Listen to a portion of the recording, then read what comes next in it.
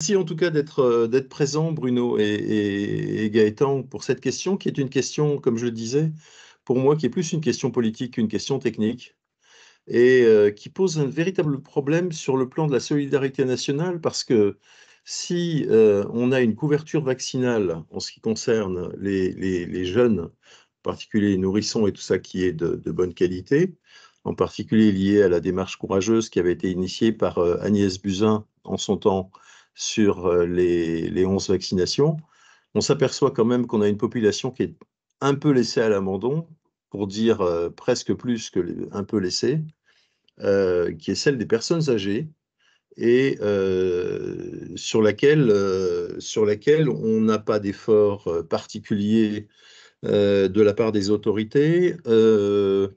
On a une couverture vaccinale qui est somme toute assez médiocre, on reviendra sur tous ces points. On n'a pas de mobilisation générale, sauf quelque chose qui, on va dire, revient un peu comme un marronnier tous les ans.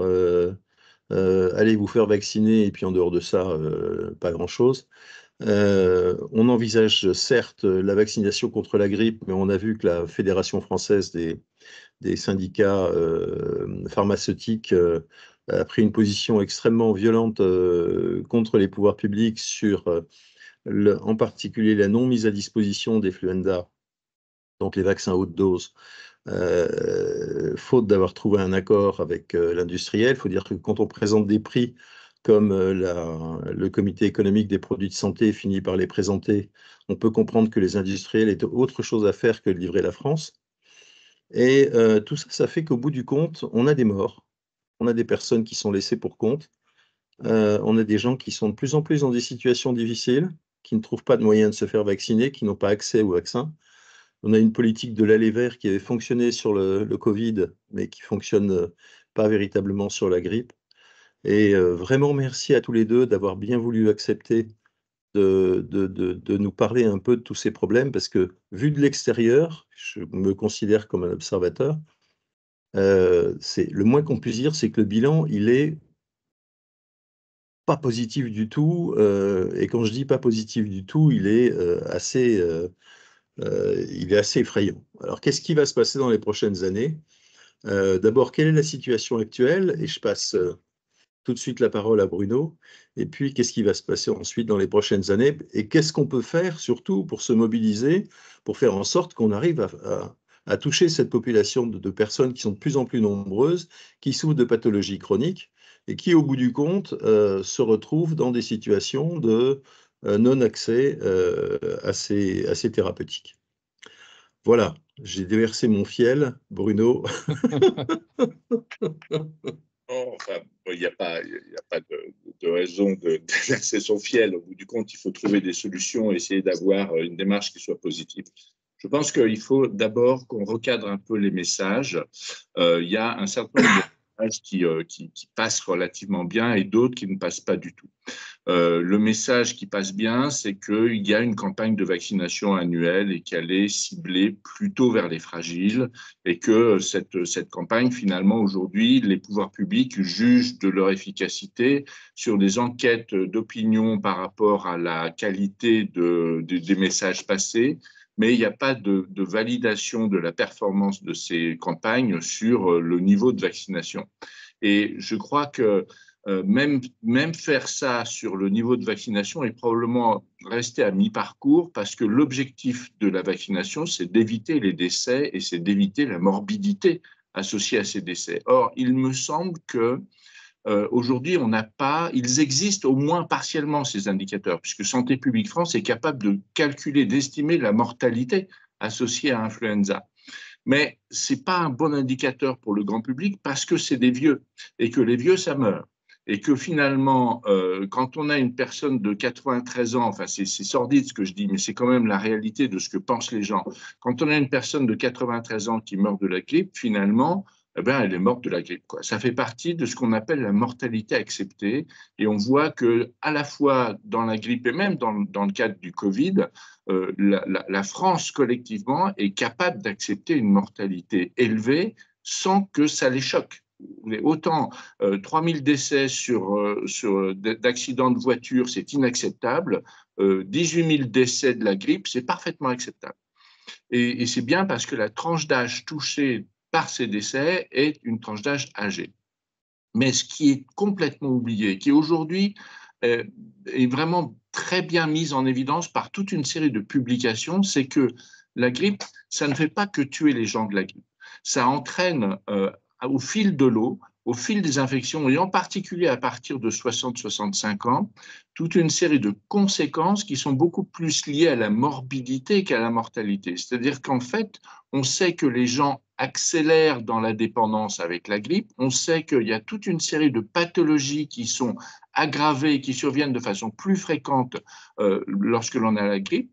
Et finalement, aujourd'hui, je pense qu'il y a un certain nombre de personnes au niveau des pouvoirs publics qui sont en train de réfléchir sur le fait que le meilleur moteur pour conduire il y a deux moteurs qui sont les plus performants pour conduire une campagne de vaccination, c'est l'obligation vaccinale, c'est ce qu'on a fait chez les enfants, mais ça ne marchera pas pour la grippe et les autres virus respiratoires, ou c'est le levier de la peur. C'est de dire, et c'est ce qui a été fait pour le coronavirus, où en fait on a combiné les deux, qui a été l'obligation et la peur. Or, ce n'est pas en termes d'appropriation de la démarche de vaccination, qui est une démarche de santé publique, individuelle et collective, ce n'est pas quelque chose qui inscrit dans notre logiciel de réflexion par rapport à la stratégie de prévention.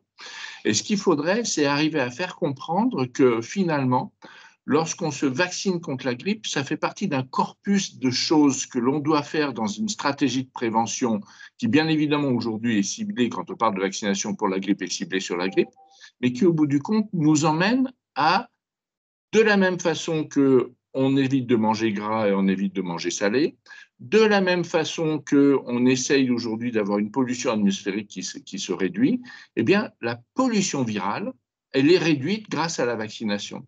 Et cette vaccination, elle permet non seulement d'éviter des cas mortels, mais aussi de préserver la santé des personnes qui se vaccinent et par cascade d'événements, de préserver la santé de ceux qui sont au contact des vaccinés aussi, puisque finalement, on va diminuer le poids et le niveau de circulation de ces virus.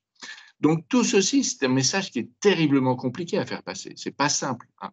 Et donc, il va falloir qu'on commence à un moment donné à communiquer autour de ces leviers importants que sont la vaccination contre les virus respiratoires, qui permettent de lutter contre le risque d'infarctus, le risque d'accident vasculaire cérébral, le risque de fracture de hanche, etc., etc., etc. Donc, à mon avis, il faut qu'on change un peu le logiciel communicatif et il faut qu'on mette en place des indicateurs qui permettent de dire qu'est-ce qui a été évité grâce à la vaccination.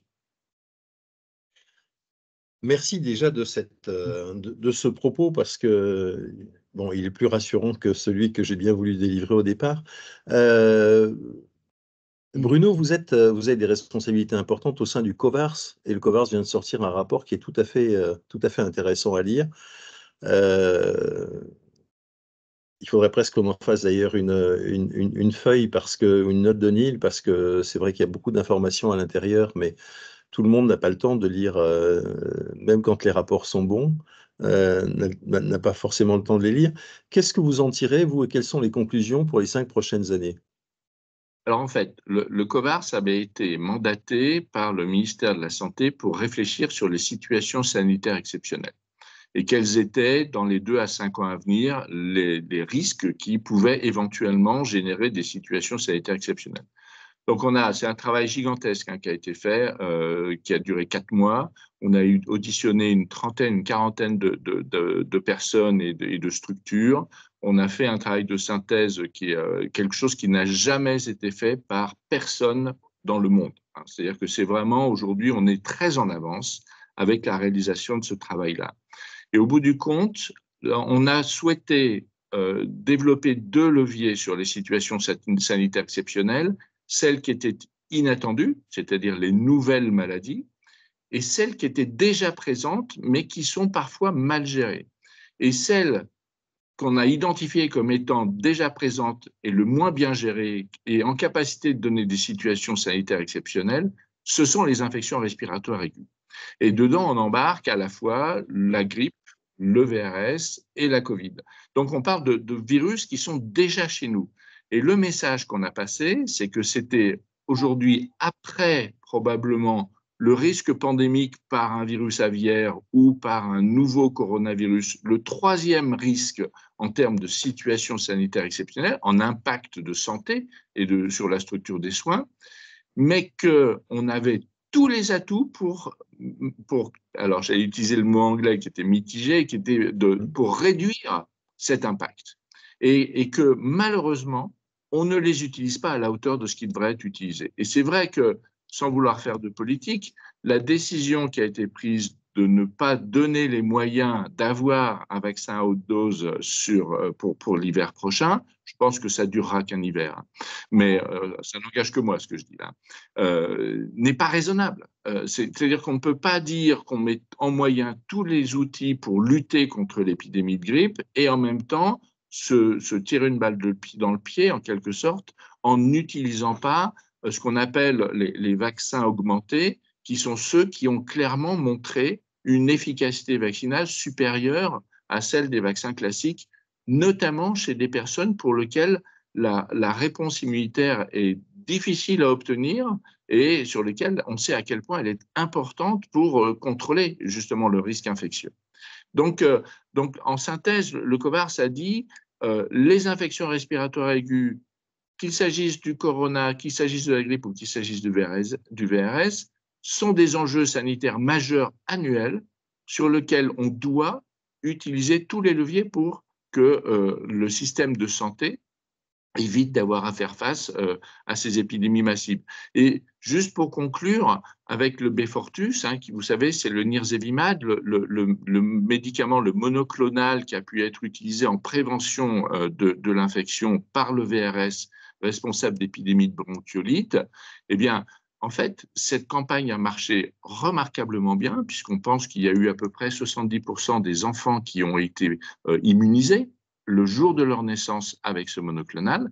Résultat, les pédiatres, cet hiver, ont passé un hiver relativement serein vis-à-vis du risque bronchiolite et en particulier du risque bronchiolite grave. Donc, c'est une stratégie de prévention qui a montré son efficacité, au-delà même de ce qui était attendu, qui combinait à la fois un message extrêmement simple qui était passé aux parents, on va éviter d'avoir des infections graves qui vont emmener votre enfant de nouveau à l'hôpital durant les 3 premiers mois de sa vie.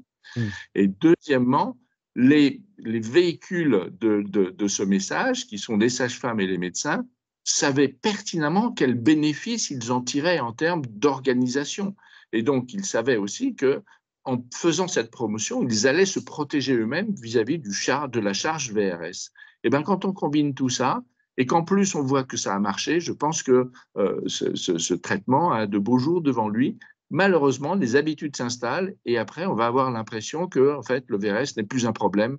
Et c'est là qu'il va falloir continuer à passer des messages. Enfin, je parle du VRS pour les très jeunes enfants. Il faudra continuer à passer le message sur le fait que, attention, ce n'est pas parce que le risque est maîtrisé maintenant qu'il a disparu. Il est juste maîtrisé.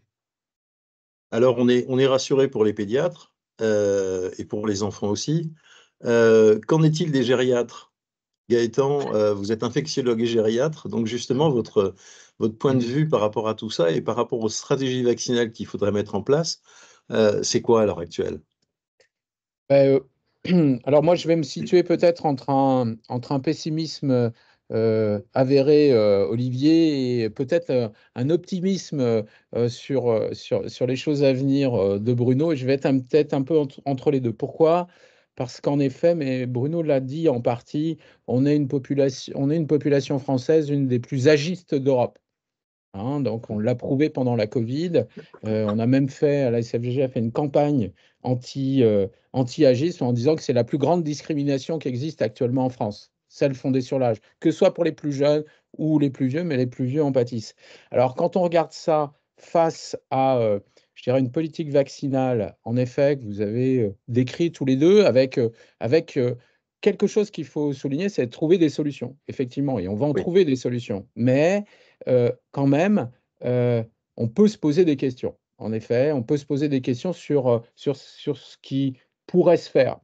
On a eu un superbe exemple, en fait. Je ne reviens pas sur ce qu'a dit, je pourrais vous donner des chiffres parce que malgré tout, quand on regarde autour de ce qui se passe dans la vaccination chez le sujet âgé, il y a des choses, certes, il y a de l'immunosénescence, il y a des choses qui ne marchent pas, il y a des choses qui marchent.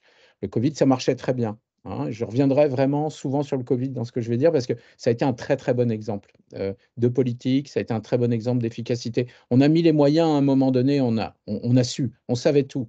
Le vieux répond moins bien et donc les vaccins antigrippaux sont pas bons. Je le dis, ils sont pas bons. Il n'y en a aucun d'excellent. On n'a aucun équivalent du vaccin anti-Covid. On ne l'a pas. Et alors qu'il y a un vaccin contre le zona qui arrive, qui marche à 95%. On a un vaccin tétanos pour les gens âgés, il marche très très bien. Enfin, je veux dire, voilà, donc comme quoi ils peuvent répondre. Vous voyez, c'est pas, les vieux ne sont pas au bout de tout. Donc, ils savent faire des choses encore, et leur corps aussi, etc. Et ils savent se protéger. Donc, à partir du moment où je dirais, on choisit la bonne stratégie, ben, ça fonctionne. Alors malheureusement pour la grippe, pour l'instant, ça ne fonctionne pas bien et on a chez des plus de 75-80 ans des résultats d'efficacité vaccinale qui ne sont pas terribles. Un tiers. Alors il y a les vaccins améliorés, effectivement, et je reviendrai peut-être dessus. Bruno a dit quelque chose autour de la politique vaccinale en disant, ben, voilà, on peut être sur la peur, on peut être sur l'intelligence et on va dire l'acculturation. Hein, voilà, c'est. Alors moi, j'y croyais depuis 20 ans, 25 ans, etc. Et je remercie Madame Buzyn qui a eu un acte politique fort pour les enfants, qu'on aurait pu se poser aussi pour les professionnels de santé à un moment donné.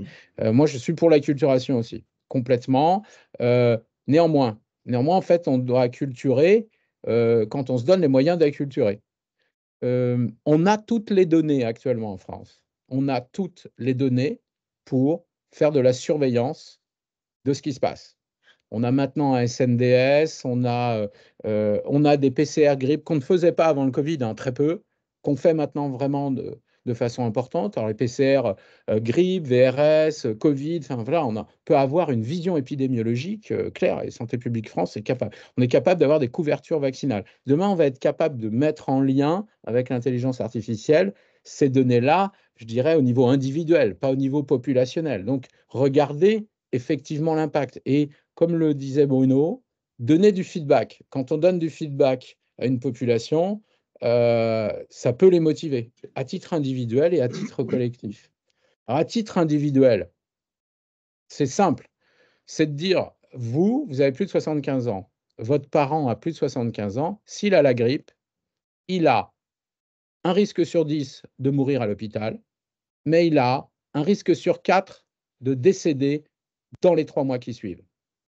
Alors vous allez me dire, Oui. mourir, c'est pas grave. À l'hôpital, effectivement, on meurt rapidement. Le monsieur de 93 ans dont on a entendu parler tout à l'heure par Bruno, c'est très bien, peut-être c'est très bien, et c'est pas du cynisme, c'est pas du cynisme. Si on a une belle vie, etc., ben, à un moment donné, ça peut s'arrêter.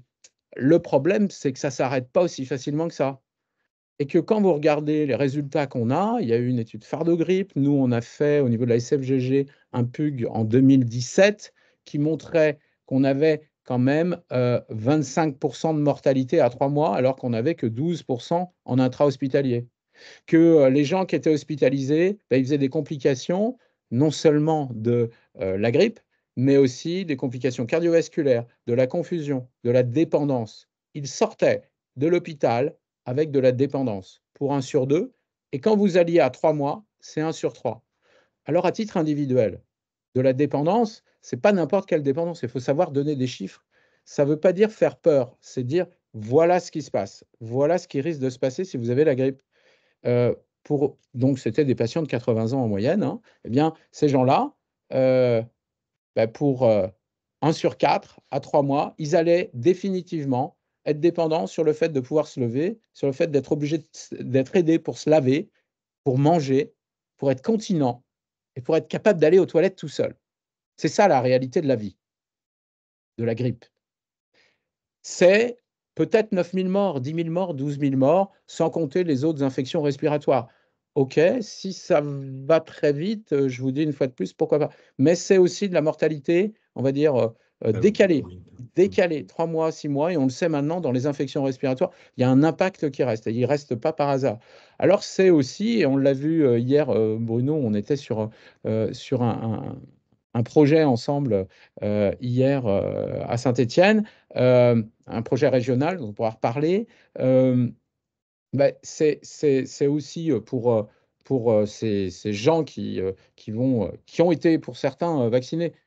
Et on a montré, dans cette enquête encore PUG, que les gens vaccinés avaient des grippes moins sévères. Et c'était un des meilleurs facteurs de protection contre la dépendance fonctionnelle à 3 mois. Donc, on a des éléments pour dire il faut y aller. Il faut donner des vrais chiffres pour dire voilà ce que c'est. Et puis, au niveau collectif, on n'a pas de vision, on a une vision très silotée. Le sanitaire, c'est le SNDS, et puis la dépendance, c'est les conseils départementaux. Conseils départementaux qui dépensent 40% de leur budget sur la dépendance fonctionnelle.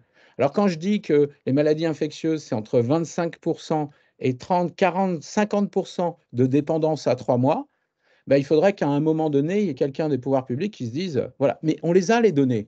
La question, en effet, et je reviens sur ce que disait Bruno, c'est il faut une vraie organisation pour le faire. Pour mettre en œuvre aussi les effecteurs, pour mettre en œuvre le feedback. Et donc, ça va être ça, en fait, tout l'enjeu. C'est d'avoir le feedback en permanent. Mais ça veut dire qu'il faut dépenser de l'argent au départ pour avoir un vrai feedback. Santé publique France, on l'a fait. On l'a fait pour le Covid et ça a marché. Nous, contrairement à ce que nous avaient dit certaines ARS, on a quand même été vaccinés très très vite dans les EHPAD au moment de la Covid. On avait une agilité extraordinaire. On avait les vaccins, on avait les EHPAD online et on avait des résultats quotidiens. Alors, je ne veux pas dire qu'il faut qu'on nous donne des choses quotidiennes pour les infections respiratoires demain, mais on adaptait nos actions et nos interventions en fonction de ce qui se passait. Et on va dire, le temps de mettre en œuvre les choses, toutes les semaines, on arrivait à créer des petites choses. J'avais eu des usagers anciennement professeurs de médecine qui ont monté des équipes mobiles qui ont été vaccinés jusqu'à 1000 personnes en 2 mois. D'accord ? Et donc, on est dans des choses où on avait une certaine agilité. Mais pourquoi ? Parce qu'on avait les données et on avait les moyens d'action. Et donc, ça va être demain, ça qu'il faut mettre en place sur l'infection respiratoire. Alors pourquoi c'est important ? Moi, je reviens sur quelque chose d'extraordinaire qui a été montré sur Befortus. Les parents étaient contents, mais je vous assure que les pédiatres aussi. On est dans un univers extrêmement tendu sur la santé. Et quand on voit qu'on est en dizaines de milliers d'hospitalisations liées aux infections respiratoires, avoir un objectif de 75% de couverture vaccinale antigrippale OMS, allons jusqu'à 90%, parce que en fait, on peut sauver le système.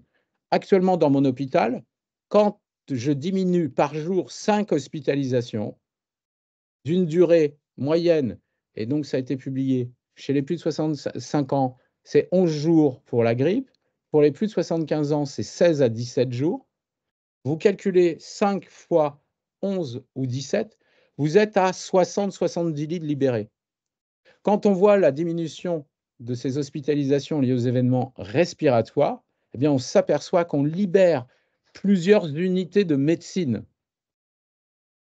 Donc, l'impact, il n'est pas seulement direct sur la grippe, il n'est pas seulement direct au niveau de l'individu, il n'est pas seulement direct au niveau de la collectivité, la dépense publique, on va dire, mais il est aussi de façon indirecte sur la dépense publique et indirecte sur les gens qui viennent à l'hôpital de façon, je dirais, normale, entre guillemets, pour soigner leur cancer, où ils ne vont pas avoir de cancérologues qui seront en repos de garde parce qu'ils auront fait la garde à la place des urgentistes qui sont complètement débordés, où ils ont été les faire. Pareil pour les cardiologues, etc. Donc, on voit qu'on peut diminuer, on a un moyen de diminuer la pression absolument énorme et on ne le fait pas. On ne le fait pas vraiment. On a un ministère de la prévention et donc il faut se saisir de ça et je pense qu'on a tous les moyens en fait. On a prouvé. C'est juste une question de this political willingness. C'est vraiment la volonté politique de mettre en place ce système-là qui fera que. Et les bénéficiaires directs vont être un petit peu les vieux, mais les bénéficiaires indirects vont être tout le monde. Vous confirmez bien donc que c'est une question de décision politique plus qu'une question de technique. On a ce qu'il faut sur le plan technique, ou du moins. Alors, on parlait d'acculturation. Oui et non. c'est un ensemble, hein. Je pense Bruno répondra encore mieux que moi là-dessus, mais je pense que c'est un ensemble. Parce que, vous savez, faire passer du trivalent au quadrivalent, du tu reviendras peut-être, Bruno, du quadrivalent au trivalent, etc. Enfin, dans les têtes des gens, enfin, on n'est pas tous spécialistes de la grippe, vous voyez. Donc, ça nécessite des explications, ça nécessite de la clarté, etc. Et il y a des vraies explications à tout ça. Donc, il y a des éléments techniques, mais comme dans le Covid, enfin, Bruno a été un des grands penseurs là-dessus et décideurs, on donne des informations, les gens s'acculturent à ça, et c'est des informations techniques, mais qui servent le politique. Et c'est ça qui est important. Parce que justement, dans la question de l'acculturation dont vous parliez tout à l'heure et qui est tout à fait essentielle, et c'est vrai que le risque de bronchiolite pour les parents, c'était quelque chose de... Enfin, il y avait un ressenti psychologique effroyable sur cette bronchiolite, le fait de ramener un bébé qui vient de naître à l'hôpital parce qu'il respire plus. J'imagine, à la place des parents, c'est le drame absolu. Mais on n'a pas encore cette qualité, on va dire, de perception de la pathologie grippale comme on a eu celle de la vaccination contre les bronchiolites. Et d'un autre côté, c'est pas facile à comprendre parce que là, on a manié des concepts, par exemple, qui sont pas évidents. On parle de l'aller vers. Il y a pas, on peut pas dire qu'il y ait une politique de l'aller vers sur la grippe, comme il y a eu sur le Covid. On n'a pas une mobilisation des professeurs de médecine pour aller vacciner dans les EHPAD. Ou des médecins généralistes pour aller pousser. On a plutôt eu une guéguerre entre un certain nombre de professionnels de santé pour savoir s'ils allaient vacciner ou pas vacciner, ce qui est somme toute assez infantile et surtout très corporatiste. Mais en dehors de ça, on manie quand même des concepts que le grand public a du mal à pouvoir appréhender. Moi, j'aimerais bien que vous reveniez sur des définitions simples qui sont, par exemple, on a parlé de trivalent. Pourquoi on repasse à un vaccin trivalent alors qu'on était sur un tétravalent? Et puis, qu'est-ce que c'est qu'un vaccin à haute dose? Parce que pourquoi on fait des vaccins à petite dose et des vaccins à haute dose, dirait Madame Michu. Moi, j'aimerais bien comprendre pourquoi. Oui. Alors, sur le trivalent, déjà, Bruno. Oui, sur le trivalent. Alors, effectivement, c'est une question qui est. Enfin, moi, je la trouve terriblement simple, mais manifestement, en fait, je me rends compte que ce n'est pas vrai du tout parce que ça a besoin d'explications. Donc, la vaccination, elle sert à lutter contre les virus qui sont des virus qui circulent, d'accord, et qui sont responsables de l'épidémie. Jusqu'à avant la pandémie de Covid, en pratique, on avait 4 virus qui circulaient, le virus H1N1, le virus H3N2, le virus B Victoria et le virus B Yamagata. Et ces 4 virus tournaient et étaient responsables à tour de rôle de bouffées épidémiques, aussi bien dans l'hémisphère nord que dans l'hémisphère sud. Et donc, comme on n'est pas capable de prévoir quels sont les virus qui vont être responsables des épidémies, on prend, pour faire le vaccin, les exemplaires les plus récents des virus qui ont été détectés, parce qu'on sait qu'il y a une corrélation directe entre la proximité en termes de séquence du virus qui est dans le vaccin et l'efficacité du vaccin si jamais on est exposé à un virus qui ressemble à celui qui est dans le vaccin. Et donc, il y avait ces 4 virus et il avait été nécessaire, je crois que c'est en 2012, il avait été décidé de faire des vaccins quadrivalents parce que le virus B s'était séparé en 2 lignages. La pandémie est arrivée. Vous vous êtes rendu compte au cours de la pandémie qu'on avait mis en place des mesures barrières, des mesures de restriction de circulation et de contact entre les individus, qui a éteint complètement l'épidémie de grippe, mais ça a été radical, et ceci à l'échelle planétaire. Or, les virus, comme il s'agit de virus humains, pour pouvoir se transmettre et persister, il faut qu'ils infectent des gens. Et comme le taux d'infectivité de ces différents virus dans la période de confinement et la période où vraiment on a lutté de façon extrêmement intense contre la Covid, a conduit finalement à la disparition d'un des virus de type B. Le lignage Yamagata n'est plus détecté à l'échelle planétaire depuis 4 ans. Ça fait 4 ans qu'on n'arrive plus à détecter ce virus. Les seuls virus qu'on est capable de détecter de ce lignage Yamagata sont ceux qui sont apportés par la vaccination avec un vaccin vivant qui est utilisé pour soigner, pour proposer un vaccin aux enfants. Donc, si vous voulez, le système est presque devenu caricatural où la nature a fait disparaître un des lignages et c'est l'intervention humaine avec les vaccinations par les vaccins vivants atténués qui ne sont pas utilisés en France qui peut conduire à la réintroduction de ce virus. D'accord. Donc, ce que l'OMS a dit dans sa grande sagesse, c'est qu'il faut qu'on arrête d'utiliser des vaccins qui comportent ce virus qui ne circule plus et revenir à une formulation d'un vaccin trivalent parce que la lutte contre la grippe aujourd'hui repose sur une lutte contre 3 virus. C'est beaucoup plus clair expliqué comme ça. Et cette lutte, je bascule parce que j'ai un problème avec mon Wi-Fi, avec mon type sur l'ordinateur. C'est bien d'avoir 2 Bruno Lina. Téléphone maintenant. Je fais tourner les deux en parallèle, comme ça, il n'y a pas de rupture. Et donc, si vous voulez, il est d'arrêter d'avoir une vaccination quadrivalente parce que un des 4 virus qui est dedans ne protège contre rien, puisque le virus ne circule plus. Et à ce moment-là, donc, il devient cohérent. On n'est pas avec un vaccin moins performant, on est avec un vaccin qui est recentré sur les virus qui continuent à être un problème. Le vaccin haute dose et basse dose, c'est un autre problème. Et je pense qu'effectivement, sémantiquement, enfin, Gaëtan a raison de dire est-ce qu'il y a des vaccins finalement avec des quantités insuffisantes, etc. Non, en fait, le problème n'est pas tout à fait là. C'est-à-dire que, je vais laisser Gaëtan expliquer, mais qu'on a besoin chez certaines personnes, il n'y a pas que les personnes âgées d'ailleurs, hein, il y a les immunodéprimés qui peuvent être très jeunes.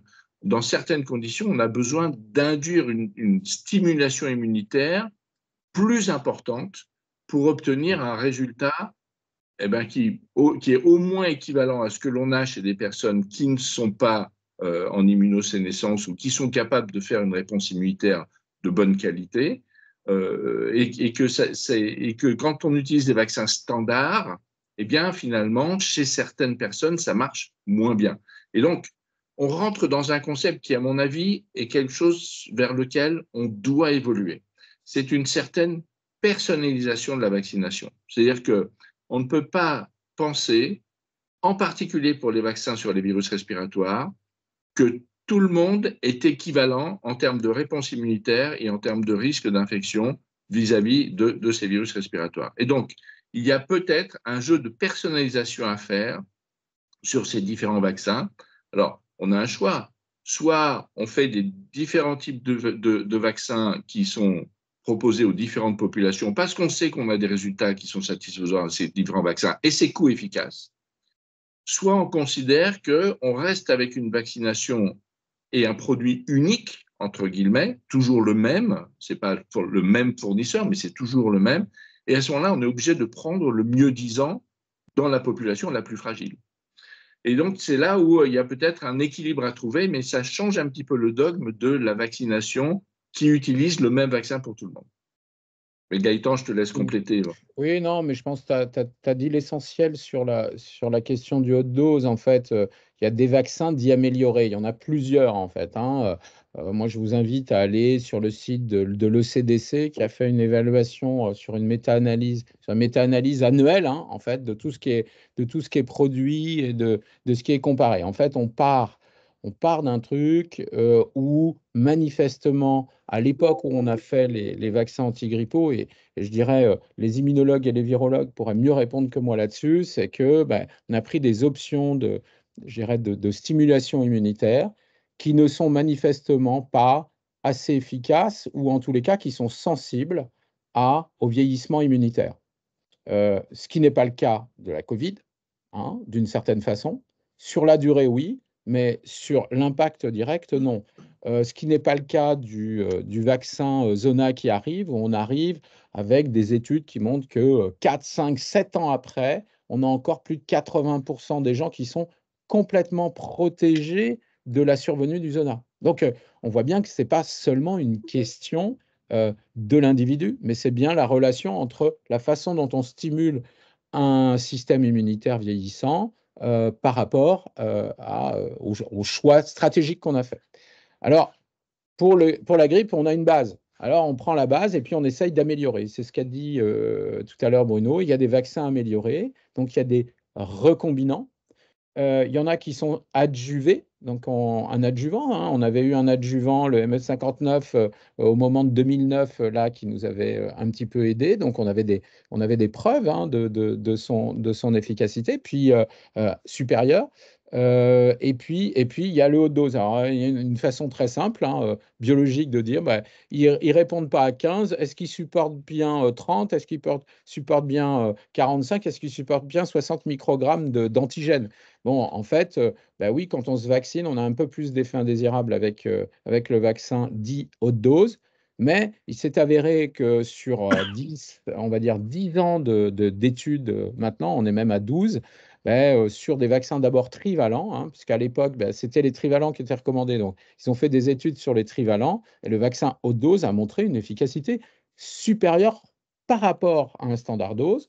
Je vous rappelle qu'à l'époque, on acceptait des vaccins juste sur des comparaisons d'immunogénicité. Là, c'était des études, des essais randomisés sur des gens et qui montraient qu'on améliorait on améliorait la réponse vaccinale, mais surtout, on diminuait le nombre d'hospitalisations pour pneumonie de 24%. 24%. Rappelez-vous ce que je vous ai dit tout à l'heure. Moi, 24%, c'est sur les 5 malades, on va dire, qui me manquent. Ça voudrait dire que j'en ai 1,5 qui vient en moins. Si on trouve un petit peu mieux, moi, si on m'enlève 2 patients par jour, je prends tout de suite, tout de suite, tout de suite. Hein. Bon, à partir de là, il faut le disséminer. Là, c'est encore une autre histoire. C'est vrai que là, ça, c'est une réponse plus politique, mais ça regarde, je dirais, le lien.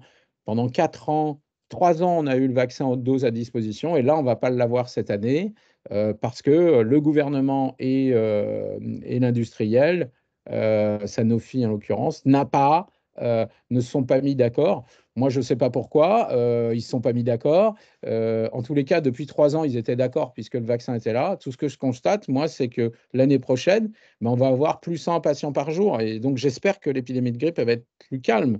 Encore une fois, il y a une grande variabilité dans les épidémies. Donc, si l'année prochaine, c'est peut-être un pari scientifique de ses alliés gouvernements industriels de dire l'année prochaine, ça va aller mieux et ne vous inquiétez pas. Mais c'est vrai que pour nous, ça pose question parce que ces vaccins améliorés, ils sont bien. Alors, on va revenir à du trivalent, comme le disait Bruno. En urgence, réévaluons tous ces trivalents.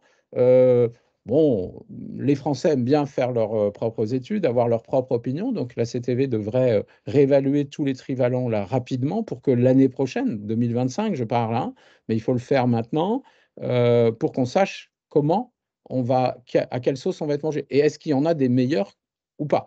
Bon, le CDC, une fois de plus, vous allez il y a des données, il y a beaucoup de pays qui ont déjà décidé, hein, depuis un certain nombre d'années, d'avoir je dirais, de dire, voilà, en première intention, dans cette population, et ça revient sur ce que disait Bruno, dans cette population de plus de 65 ans, dans cette population fragile, en première intention, vous utilisez le recombiné, l'adjuvé, le haute dose. Dans les autres, vous faites comme vous voulez. D'accord? Donc, on est dans de la personnalisation par population, même si demain, on pourra faire mieux. Mais oui, bien sûr qu'on a des données scientifiques, et les données scientifiques qui avaient pas valu, je dirais, la reconnaissance de ces niveaux-là étaient quand, je crois, ils avaient proposé le quadrivalent. Enfin, ils avaient proposé un quadrivalent au moment où on passait au quadrivalent, alors que toutes leurs études étaient faites sur du trivalent. Et donc, scientifiquement, c'était compliqué pour comprendre ça. Alors, moi, j'espère qu'on va aller très vite vers des choses plus raisonnables, et que tous ces vaccins dits améliorés, on va les avoir parce que, effectivement, si on augmente, je dirais, de 15, 20, de 10%, mais de 10% l'efficacité, c'est sur un cancer, personne ne va se poser de questions. Sur un cancer, personne ne va se poser de questions. Et là, avec une vision, une fois de plus, on a les données. C'est-à-dire que si on évaluait correctement le fardeau de la maladie, au total, je pense qu'un économiste de Bercy sauterait sur l'occasion. Je dépense 10 millions pour ça, 15 millions, 20 millions, parce qu'en fait, on va gagner des centaines de millions. Hein, le poste de dépense de la dépendance des conseils départementaux, 40%, c'est la dépendance. Vous diminuez, vous retardez d'1 an la dépendance de chacune des personnes âgées d'aujourd'hui de 75 ans et plus, on est en milliards d'euros. Donc, Ouais. alors je ne dis pas que c'est la vaccination qui va tout faire, mais elle peut y participer. Voilà, elle peut y participer. Et puis, libérer spirituellement, on va dire, le poids, je dirais, de la prise en soins complexe de patients âgés, polypathologiques, etc., par des collègues qui n'en ont pas l'habitude, et les libérer vers leur spécialité pour avoir plus de temps pour exercer leur spécialité, bah, je trouve que ça fait sens aussi et que tout le monde va être content. Et puis, si on fait du lien avec la médecine communautaire, eh ben, on va même avoir s'améliorer sur les critères d'hospitalisation, sur ce qu'il faut faire en communautaire. Il y a beaucoup de choses à faire encore. On a beaucoup, beaucoup de choses à faire.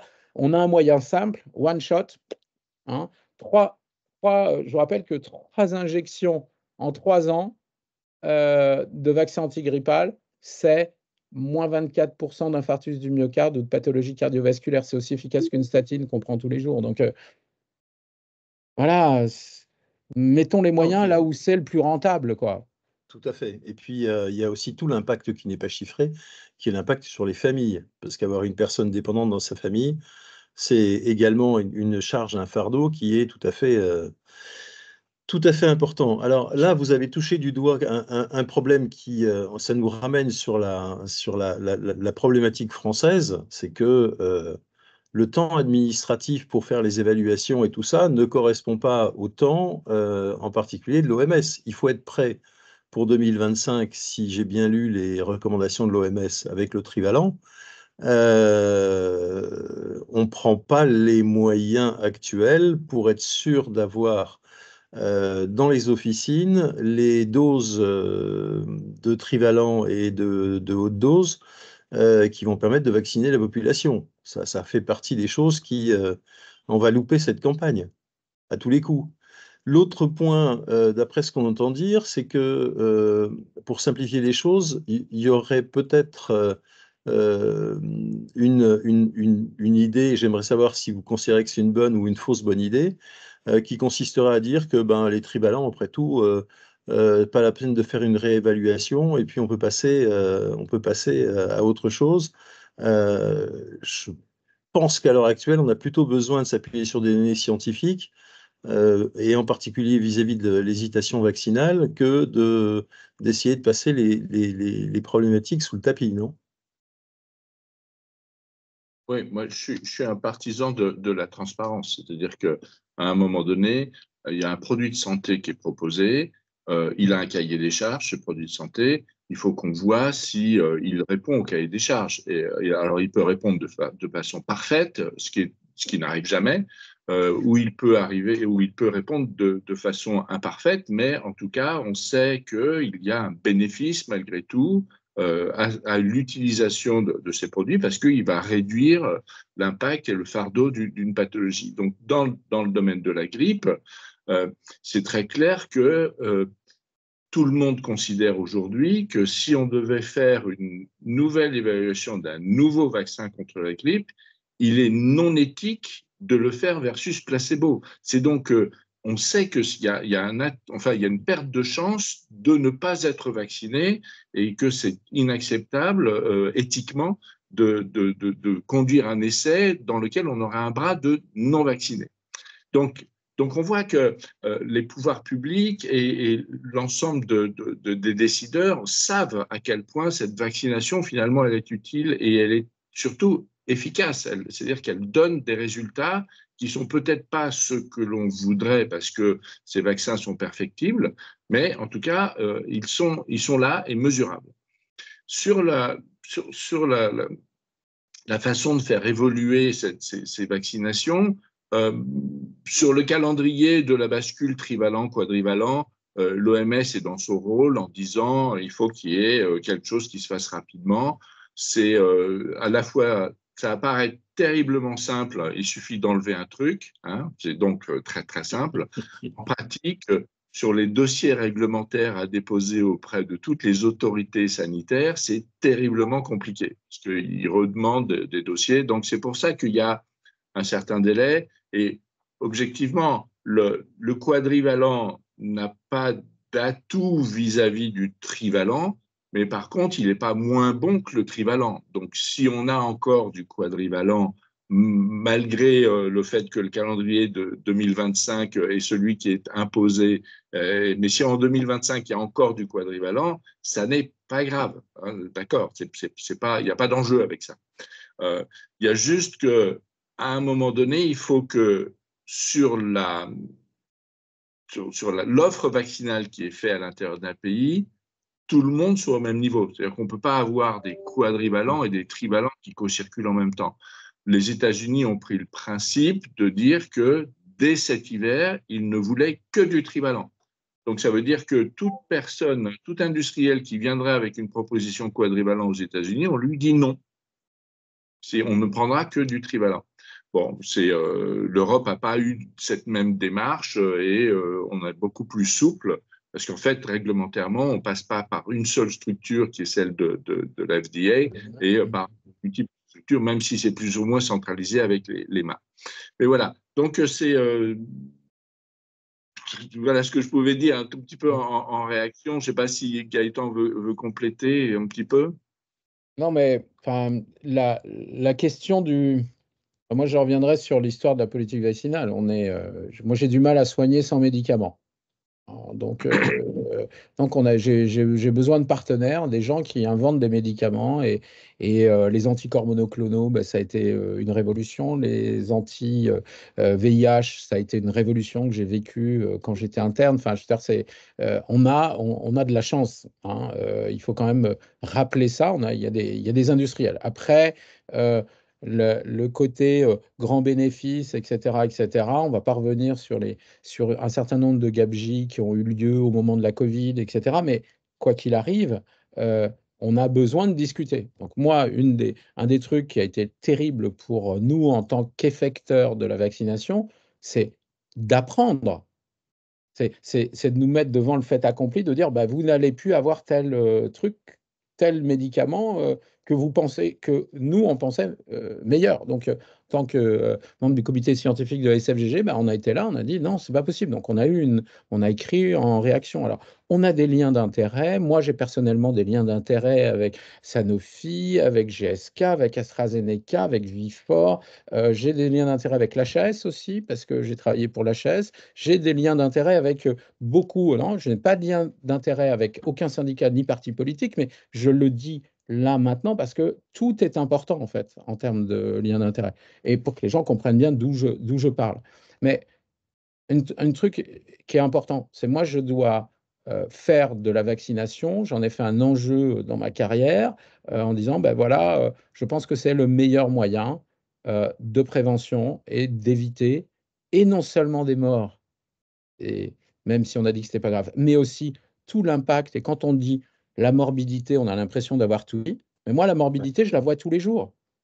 Je vois toutes les familles qui disent je n'ai pas de solution pour mon parent, voilà, et c'est 1 sur 4. Il y a une personne sur 4 qui, à 3 mois, est institutionnalisée, rentre dans un EHPAD. Aller actuellement dans un EHPAD, c'est pour 9 personnes sur 10 un échec. Oui. D'accord? Donc, il faut le reprendre, il faut le prendre dans l'histoire familiale, dans l'histoire de vie, dans ce qui donne du sens. Donc, quand on est confronté comme ça, quotidien, à ces choses-là, on se dit, ben, on a un bon truc, mettons tout le monde autour de la table et mettons vraiment tout le monde. Et c'est là où c'est peut-être, ça va pas, c'est de dire, ben, certainement, il y a des enjeux financiers, moi, qui m'échappent, etc. Et c'est toute la grande difficulté des gouvernants. Mais en effet, si on a du quadrivalent, on doit remettre tout le monde au pied du mur et dire, ben voilà, on fait une évaluation. Et si l'évaluation n'est pas possible, eh ben, il faut en parler aux effecteurs, parce que les effecteurs, ils comprennent rien au bout du compte. Et quand ils sont interrogés par des patients, des usagers qui viennent, des citoyens qui viennent vous poser des questions. Ben, moi, je ne comprends pas, vous voyez, parce que le haute dose, le Selvac, etc., ben, ils sont recommandés en première intention dans 10 pays d'Europe. Le standard dose n'existe plus pour les 65-79 au Danemark. Mais comment ça se fait que c'est différent? Vous n'avez pas les mêmes médicaments? Ah ben non, voilà. Donc, en effet, la réactivité, elle est complexe à avoir. Et je pense que Bruno a raison. C'est le rôle de l'OMS de dire, ah, il faut faire ça, il faut faire ça, il y a qu'à Faucon. Mais encore une fois, c'est si on avait vraiment la mesure de ce que veut dire l'infection virale, respiratoire et même bactérienne hivernale, ben peut-être que on se bougerait autrement. Et peut-être qu'on mettrait un petit peu moins dans l'industrie automobile ou dans le développement climatique et un petit peu plus dans les choses. Et en ayant des gens un petit peu en forme, ben, peut-être qu'on aura des gens qui auront le temps de réfléchir et de consommeront moins et plus adaptés, des choses comme ça. Enfin, je veux dire, les cercles vertueux, quand même, sont importants. Et c'est vrai que la santé est un élément qui actuellement pose question là-dessus.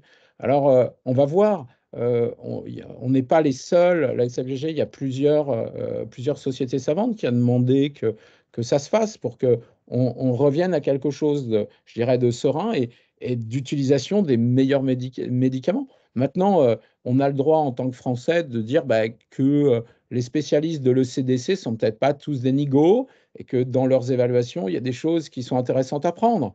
On peut se dire que le board de la FDA n'est pas complètement idiot non plus. C'est-à-dire qu'on a beau être extraordinaire, que le PHE anglais, ils sont peut-être des Anglais hors de l'Europe, mais ils ont peut-être aussi un certain nombre je dirais, de compétences qui fait que plutôt que de refaire 10 fois, on regarde, on analyse, on comprend et on voit. Et peut-être que ça peut permettre de moins dépenser d'argent à faire des nouvelles méta-analyses de plein de choses qui vont demander du temps, qui vont demander des réunions, etc.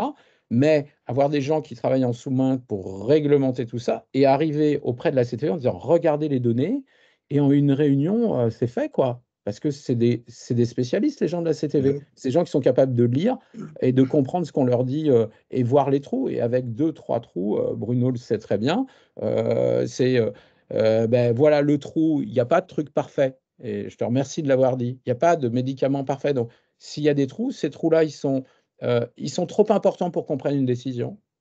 Ils sont suffisamment peu importants pour qu'on prenne une décision là maintenant parce que l'enjeu de santé publique, il est là. Et ça, je pense que c'est là-dessus qu'il faut arriver à, je dirais, à motiver. Mais moi, là encore, les chiffres, demain, il est fort probable qu'avec l'intelligence artificielle, on ait des chiffres qui vont venir du communautaire sur les infections respiratoires hivernales et ça a été mal évalué cette année.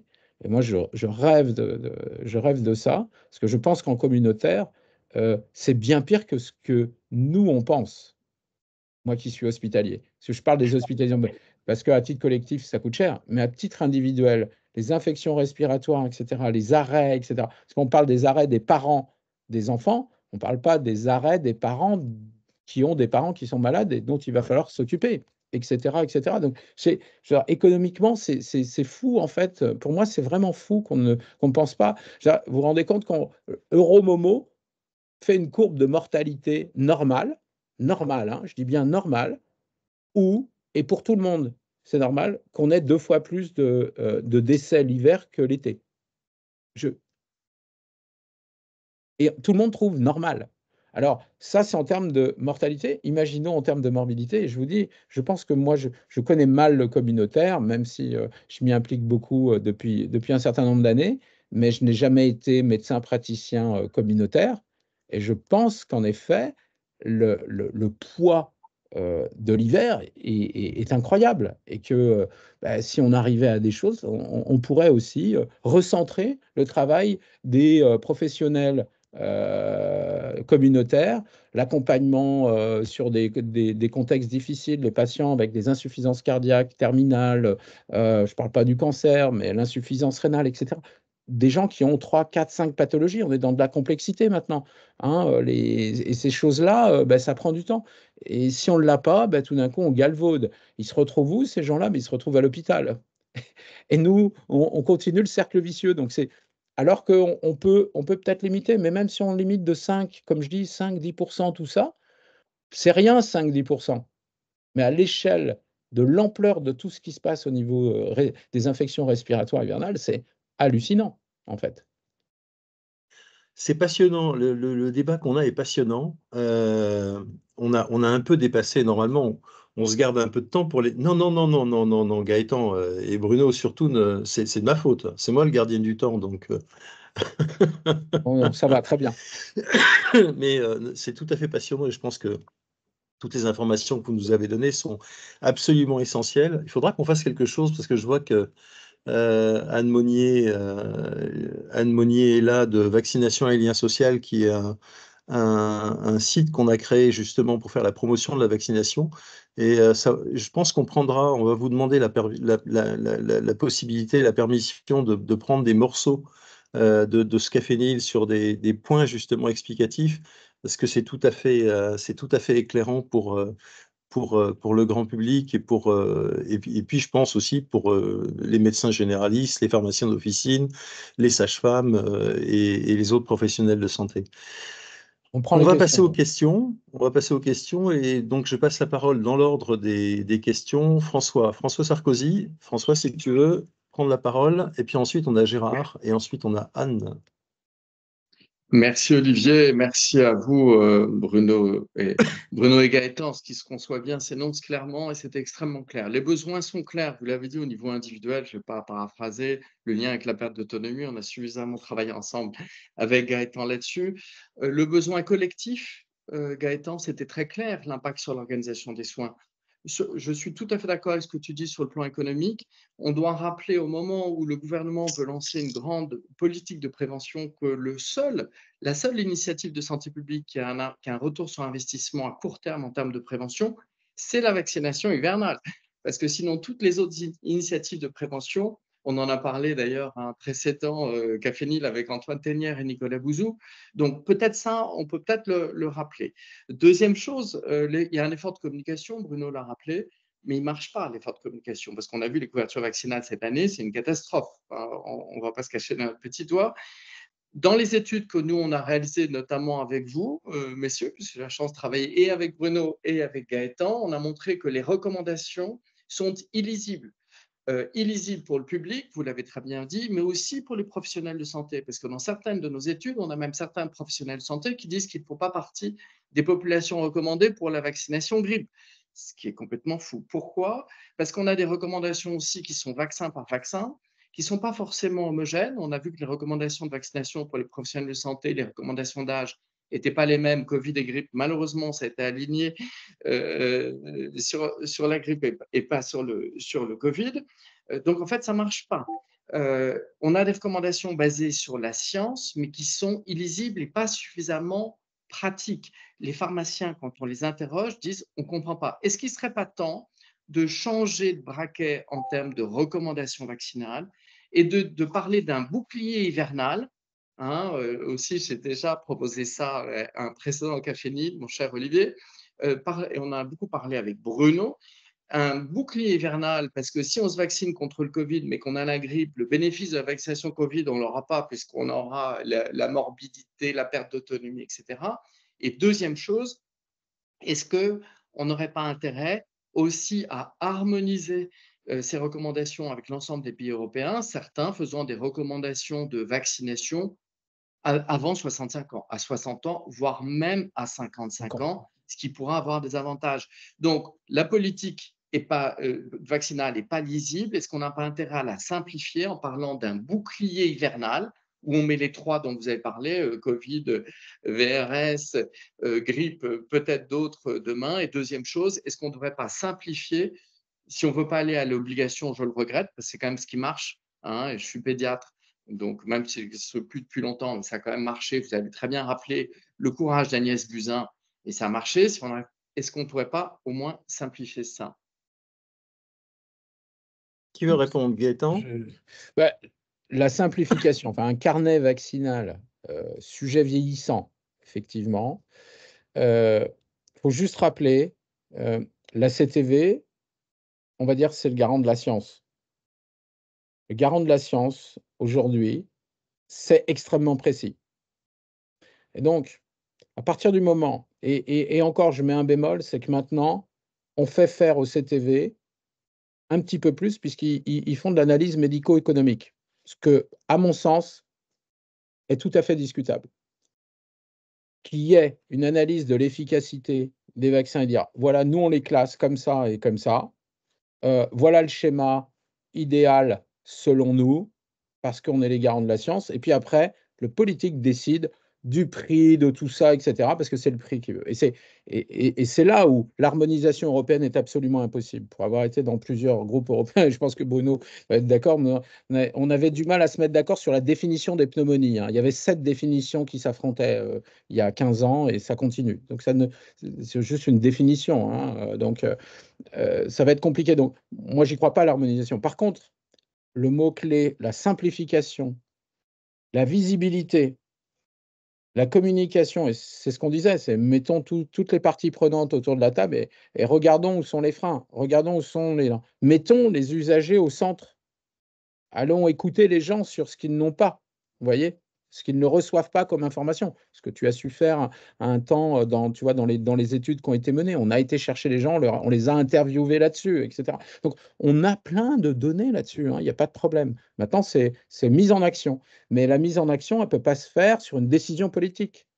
La mise en action, ce n'est pas une décision politique, c'est dire je vous confie alors à la CTV, à je ne sais pas qui, etc., la possibilité de. Nous, on s'en saisit régionalement pour faire un projet régional où on met toutes les parties prenantes autour de la table et on va créer un modèle de politique vaccinale avec les effecteurs le plus territorialisés possible au niveau des départements. Ce projet est mené par le Gérontopolora, avec un copil dont je fais partie, et qui va faire des expérimentations sur 3-4 ans. Voilà. Le kick-off meeting était hier, donc vous voyez, c'est très, très, très récent, mais tu as raison. Et dans les mots qui revenaient, simplification, bien sûr, mais en fait, c'est un ensemble de choses qu'il faut faire.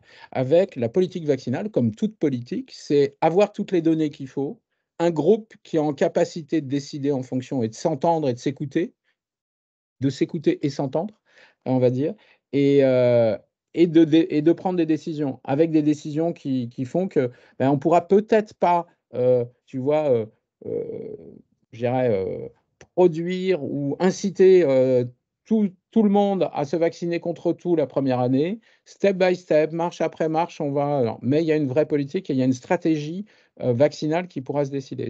C'est ça que. Non, malheureusement, je crois qu'au niveau national, ce n'est pas possible. À partir du moment où on a mis de l'économique chez les scientifiques, déjà, je pense qu'on a perdu une partie de notre âme, on va dire, et la caution scientifique sur des décisions politiques. Bruno est encore mieux placé que moi pour le voir, c'est d'une très grande complexité. Et moi, je ne veux pas y participer en tous les cas. Mais même plus loin que ce bouclier hivernal, il y a quelque chose qui me choque d'une certaine manière, enfin qui me choque, auquel vous me faites penser, c'est quand même le fait que dans toute la présentation des éléments de communication par rapport à la couverture vaccinale et tout ça, le gros de la communication, il est fait sur la vaccination des enfants. Déjà beaucoup moins sur celle des adolescents. On l'a vu avec le HPV, ça ne fonctionne pas remarquablement. Et on a l'impression qu'après, on va dire, une politique de rappel, mais c'est tout. On n'est pas dans un continuum de prise en charge vaccinale tout au long de la vie, comme d'une certaine manière, on pourrait le penser, et on devrait le penser si je vous écoute, Bruno et toi. Oui. Non, mais clairement, hein, je veux dire, c'est le vaccin tout au long de la vie, c'est prendre la maladie infectieuse. Il y a des données actuellement qui commencent à dire que infection virale et troubles neurocognitifs majeurs. Il y a des méta-analyses qui sont sorties là-dessus. Alors, ça va pas être, et c'est de la concomitance, mais tout ça, c'est sur tout au long de la vie. Ouais, c'est un petit peu comme la nutrition. Je veux dire, voilà, si on prend 50 ans de nutrition, voilà où j'en suis, mais c'est sur 50 ans de nutrition. Ben, là, c'est la même chose. Cet impact-là et la maladie infectieuse, elle a un rôle tout au long de la vie. On ne sait pas jusqu'où, ne sont pas des triggers. On parle de EBV et sclérose en plaques. Enfin, voilà, on est nos agents infectieux. On est peuplé, on vit avec nos bactéries, donc on est dans cette espèce d'équilibre instable, de déséquilibre stable, on va dire. Ben, il y a des moments où ça va participer, c'est de l'épigénétique, etc. Donc, Voilà, et le vaccin là, il est fait pour nous protéger des grands coups de semonce, des gros orages. Et il ne faut pas qu'on ait ces orages. On sait que plus on vieillit, plus les orages, ou plus on est malade de base, plus les orages sont difficiles à passer. Et que derrière, ben, on n'est plus les mêmes. Donc, oui, tu as raison en communication, vraiment, mais c'est une fois de plus la base. C'est tant qu'on ne sait pas réellement l'ampleur de ce qui se passe et qu'on ne se donne pas les moyens d'individualiser. C'est pour ça qu'on est en train de réfléchir à plusieurs sur une espèce de livre blanc autour des infections respiratoires. Dire, on doit avoir vraiment les choses. On va réunir toutes les informations et vous poser les choses. Jusqu'éventuellement à dire, ben, voilà ce qu'il en est. Et voilà, qu'est-ce que ça veut dire je ne sais pas, 50 000 personnes de plus de 75 ans qui, tout d'un coup, on passe de GIR 5 à GIR 2. Hein, ça veut dire qu'on dépense 1 000 € par mois pour eux pendant X années. Et voilà, c'est 50 000. Alors, ça fait combien? Ah ben, on est déjà à 500 millions cette année. Tiens, c'est intéressant. Mais 500 millions, qu'est-ce qu'on fait avec 500 millions? Est-ce qu'on ne peut pas faire une vraie politique vaccinale avec 500 millions? Ouais, je pense qu'on peut faire quelque chose, oui, et puis, voire même très territorialisé, mais et facilité. On n'a pas assez parlé des effecteurs.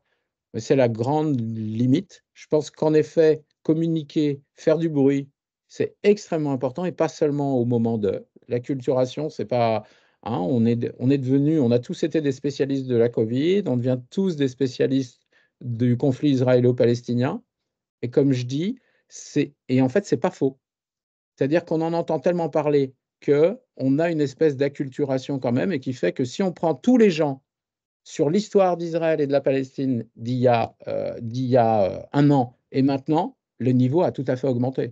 Et donc, on doit arriver à des choses comme ça autour de la vaccination, autour des maladies à prévention vaccinale, plus que de la vaccination d'ailleurs, pour moi. C'est les maladies à prévention vaccinale, ce qu'on peut faire, comment on les comprend, ce qu'elles font, ce qu'elles ne font pas, ce qu'amènent les vaccins ou ce qu'ils n'amènent pas, ou ce qu'ils ne peuvent pas amener.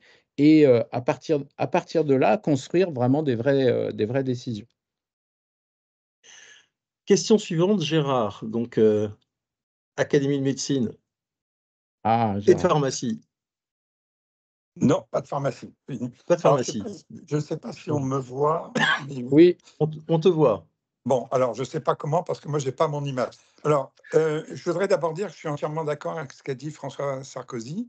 Et je suis content aussi, Olivier, de t'avoir entendu parler de Madame Michu, parce que j'ai toujours considéré que dans le domaine de la santé, il fallait s'adresser à Madame Michu quand on parle en termes de communication, sinon on rate la cible. Voilà. Donc, je suis très content que tu aies repris cette dame comme témoin. Alors, je crois que pour comprendre un petit peu ce qui se passe pour les vaccinations, comme je commence à prendre de l'âge, j'aime bien faire un peu d'histoire. Il faut savoir que les vaccins, c'était la première grande bataille en ce qui concerne l'assurance maladie et la sécurité sociale. Devait-on prendre en charge en 1945-46 les vaccins? Et la réponse qui a été donnée, c'est une réponse administrative je crois que c'est le Conseil d'État qui a été interrogé, était de dire il faut rembourser les vaccins obligatoires. Voilà. Donc, puisqu'on l'oblige, il faut le prendre en charge, d'où une orientation forte vers les enfants. Il n'y avait pas tellement de vaccination obligatoire pour les adultes, sauf peut-être à l'armée, mais l'armée s'en chargeait. Et donc, c'est le premier élément où la prévention met un pied dans le domaine de l'assurance maladie qui n'était pas son objectif premier. Elle s'appelle assurance maladie. Et ce qu'il faut savoir, c'est qu'en 82, quand on a décidé de mettre en place une prise en charge du vaccin grippal, c'est une deuxième brèche dans le système, puisque l'assurance maladie ne prend plus en charge un vaccin obligatoire, elle prend un vaccin avec un objectif de santé publique. Et ça, c'est entièrement différent. Et à l'époque, il a fallu choisir l'objectif que l'on avait parce qu'il y avait un rapport à la Direction générale de la santé de l'Office des choix budgétaires qui était resté sous le coude, qui était resté secret, personne n'avait réussi à l'avoir. Et je suis très fier, j'ai réussi à l'avoir. Donc, j'étais à la CNAM à l'époque et on me l'a donné. Et en fait, il y avait deux objectifs, ils analysaient. Il y avait un objectif de type financier. Et à ce moment-là, on vaccinait la population active pour éviter les arrêts maladie, où on vaccinait dans un objectif de santé publique et on vaccinait les personnes âgées et les malades, j'ajoute, et certaines maladies. Et donc, pour envoyer une prise en charge, nous n'avions pas de fichier des ALD. C'est curieux, hein. Mais en 82, par contre, on avait les assurés. Donc, on a pris les plus de 75 ans et on a pu envoyer une prise en charge qui était un élément de communication, de politique active individualisée. Et donc, c'était un élément qui était nouveau. En 86, comme il y a eu une réforme des ALD, il a fallu refaire le stock des affections longue durée et j'ai pu en profiter pour ajouter un certain nombre d'ALD. Mais c'est vraiment un élément, si vous voulez, où on a étendu une prise en charge et sur la vaccination. Je suis entièrement d'accord avec ce qu'a dit François Sarkozy, mais je voudrais rappeler un élément. Il m'arrivait très fréquemment à l'Académie de dire que le maladie infectieuse, c'est 2-3% des décès. Mais j'ai ajouté immédiatement, mais c'est le résultat d'une politique active. Et si jamais on l'oublie, on va s'en prendre plein la figure, parce que c'était la première cause de décès dans l'histoire humaine, avec la variole en tête, puis la tuberculose au 19e siècle, et puis, et c'est là où je voudrais insister, la mort, ça n'est pas rien, même chez les personnes âgées. Je crois qu'il ne faut pas dire ça. Mais et on peut avoir pour objectif d'éviter les décès, d'éviter les hospitalisations, d'éviter les complications et d'éviter les désagréments de la vie. Voilà. On a une gradation, et notamment, on sait que pour le vaccin grippal, plus c'est grave et plus c'est efficace. Et donc, mais ce que les gens voient tous les jours, c'est que ça évite pas de tousser, ça évite pas de cracher, ça évite pas de se coucher. Notamment, on en parlait il y a 48 heures, parce que le VRS frappe souvent à l'époque où on vaccine. Bon, donc, et donc ça se voit moins. Et le point sur lequel je voudrais terminer, c'est que on avait pris aussi pour objectif, et c'est pour ça qu'on avait plus que doublé la couverture vaccinale des personnes âgées avec le système de prise en charge, c'est qu'on y avait ajouté une campagne, mais une campagne qui était particulière, qui était avec le GIG. Le GIG, c'était quoi? C'était l'assurance maladie qui ne se mettait pas en première ligne. J'avais indiqué à l'époque qu'il fallait utiliser la méthode Poulidor. L'assurance maladie ne devait jamais être première parce que c'est de l'argent. Et l'argent dans le système français, c'est pas très pauvre, c'est pas très gentil. Mais il fallait toujours être second, il fallait toujours être derrière et montrer qu'on était en appui. Et il y avait devant les experts, il y avait les médias et il y avait tous les laboratoires pharmaceutiques fabricants du vaccin, tous. Donc, ça ne posait pas de problème de concurrence, de lien d'intérêt et autres. Et ça a fonctionné très longtemps. À partir du moment où on a abandonné ce système, quand l'État a voulu se mettre en avant, quand il a tapé sur la tête de l'assurance maladie, parce qu'elle était un peu trop prétentieuse. Et donc, quand l'État a voulu se mettre en avant, il s'est mis tout seul. Eh bien, l'État, je pense, un très bon communicant, et il n'a pas une image extraordinaire pour communiquer en santé publique. Voilà.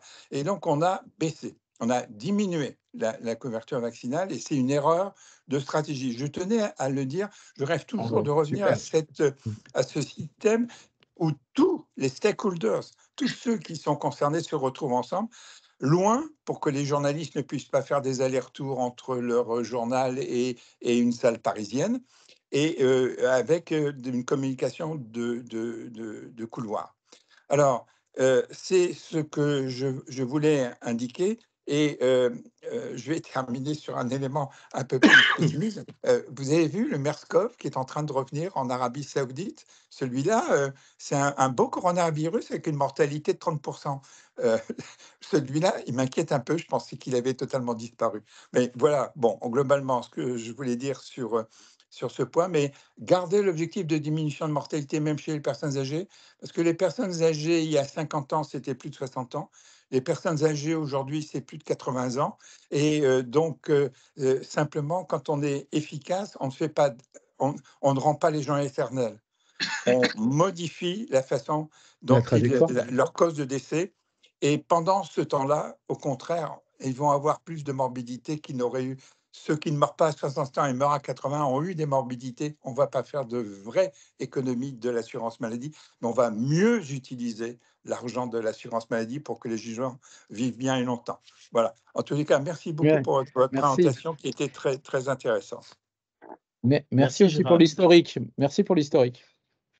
Anne, alors, questions courtes et réponses courtes parce qu'on arrive à la fin et on a encore deux questions, Anne et Monica. Monica qui est grenobloise, si mes souvenirs sont bons, et peut-être que tu la connais, Gaëtan. Je ne sais pas. Anne. Bonjour, merci infiniment au candidat. Moi, je suis conseil en politique de santé. D'abord, merci infiniment d'avoir rappelé ce qui semble tellement évident qu'on se demande vraiment pourquoi on n'en est pas tous plus convaincus. Une question, est-ce qu'on n'a pas d'abord un problème de parole politique, d'incarnation politique de ce qui est une politique de vaccination? Et question subsidiaire, quel est selon vous le rôle ou pas des anti-vax? Waouh! C'est 3 minutes, 1 minute. Tu as le droit à 1 minute et moi 30 secondes. Chaud, ouais. Non, la communication pro-vaccinale est inaudible. Voilà, pour dire les choses assez simplement, où elle n'est pas suffisamment audible. Est-ce qu'il faut l'incarner? Est-ce qu'il faut trouver quelqu'un qui soit un moteur? Je pense que c'est à la fois intéressant et avec des limites. On voit que sur les messages contre la consommation de l'alcool, un certain nombre de scientifiques avaient voulu incarner ça. Ça passait pas très bien puisque c'était des messages qui étaient compliqués. Donc, il est probable qu'il faut que ce soit une structure qui l'incarne et il faut que cette structure elle ait à la fois une capacité décisionnelle et une capacité de réflexion. C'est-à-dire qu'elle doit véhiculer un message qu'elle génère.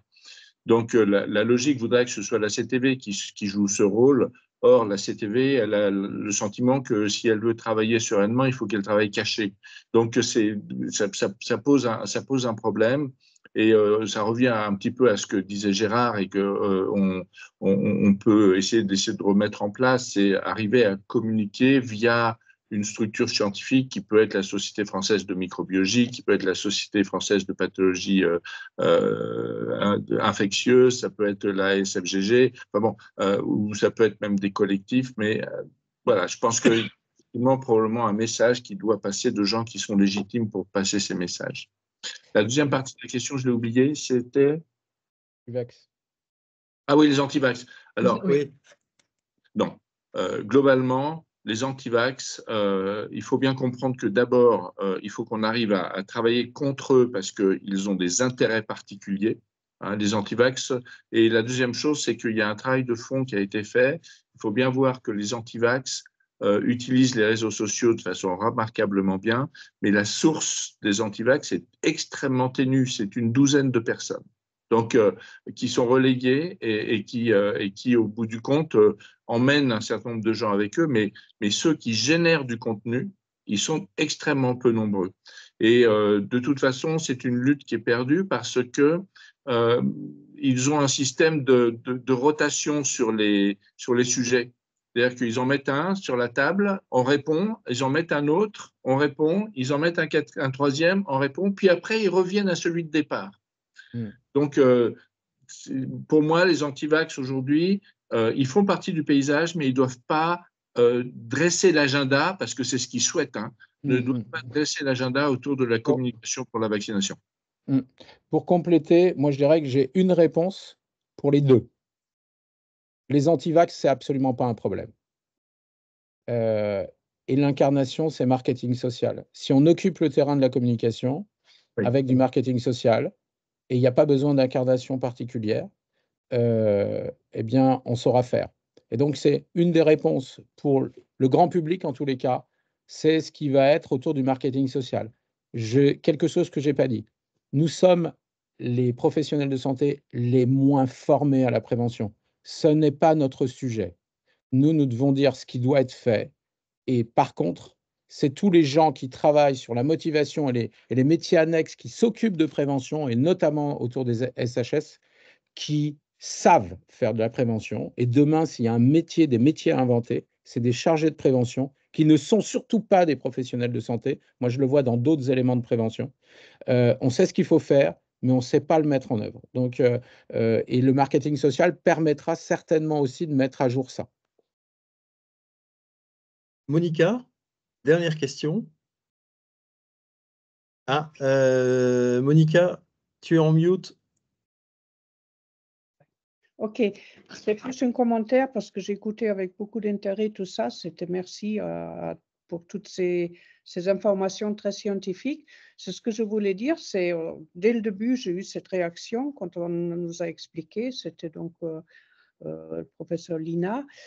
on fait des politiques vaccinales quand il y a une crise exceptionnelle et on ne peut pas passer au général, et alors que le problème, il est au moins annuel.